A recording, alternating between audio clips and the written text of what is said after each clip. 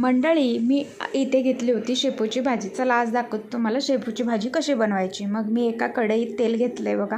त्यानंतरनं चेचलेला लसूण घेतला, तो व्यवस्थित भाजल्यानंतरनं मी मिरची पेस्ट करून घेतली आणि तेलात व्यवस्थित असं मी परतून घेतलं.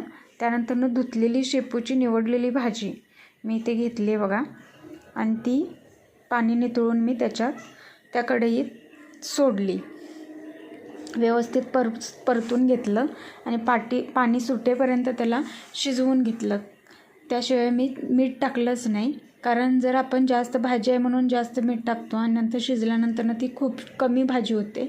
मग त्यावेळी मिठाचं प्रमाण आपल्याला कळत नाही, एकतर खारट होते. म्हणूनच मी व्यवस्थित शिजवून घेतली पहिला भाजी.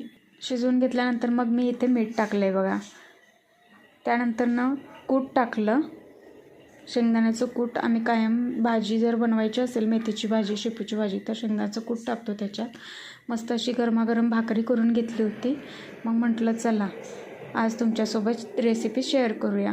मग अशी शेपूची भाजी मी भाकरीवर ठेवली. त्यानंतरनं ठेचा असं मी जेवण आजचं बनवलं. व्हिडिओ आवडल्यास लाईक, शेअर आणि सबस्क्राईब करायला विसरू नका. धन्यवाद.